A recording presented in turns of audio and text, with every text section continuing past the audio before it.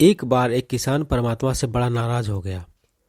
कभी बाढ़ आ जाए, कभी सूखा पड़ जाए, कभी धूप तेज हो जाए तो कभी ओले पड़ जाए। हर बार कुछ न कुछ कारण से उसकी फसल खराब हो जाए।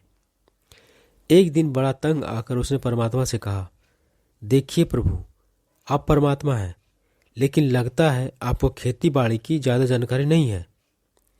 एक प्रार्थना है कि एक साल मुझे मौका दीजिए, जैसा मैं चाहूँ वैसा मौसम हो जाए, फिर आप देखना कि मैं कैसे अन्न के भंडार भर दूंगा। परमात्मा मुस्कुराए और कहा, ठीक है, जैसा तुम कहोगे वैसा ही मौसम दूंगा, मैं दखल नहीं करूंगा।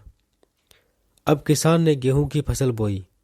जब धूप चाही तब धूप मिली, जब पानी चाही तब पानी। तेज धूप, ओले, बाढ़, आंधी तो उसने आने ही नहीं दी। समय के साथ फसल बढ़ी और किसान की खुशी भी, क्योंकि ऐसी फसल तो आज तक नहीं हुई थी। किसान ने मन ही मन सोचा, अब पता चलेगा परमात्मा को कि फसल कैसे करते हैं। बेकार ही इतने बरस हम किसानों को परेशान करते रहे। फसल काटने का समय भी आया।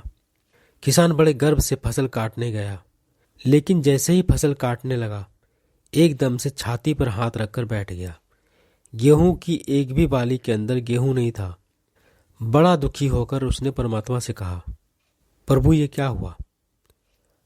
तब परमात्मा बोले, ये तो होना ही था। तुमने पौधों को संघर्ष का जरा सा भी मौका नहीं दिया। ना तेज धूप में उनको तपने दिया, ना आंधी ओलों से जूझने दिया। उनको किसी प्रकार की चुनौती का एहसास जरा भी नहीं होने दिया। इसीलिए सब पौधे खोखले रह गए।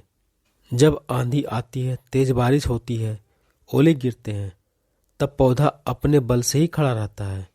वो अपना अस्तित्व बचाने का संघर्ष करता है, और इस संघर्ष से जो बल पैदा होता है वो ही उसे शक्ति देता है, ऊर्जा देता है, उसकी जीवटता को उभारता है।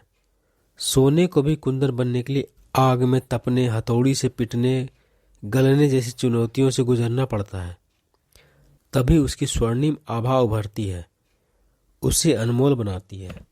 इसी तरह जिंदगी में भी अगर संघर्ष ना हो, चुनौती ना हो, तो आदमी खोखला ही रह जाता है। उसके अंदर कोई गुण नहीं आ पाता। ये चुनौतियां ही है जो आदमी रूपी तलवार को धार देती है, उसे सशक्त और प्रखर बनाती है।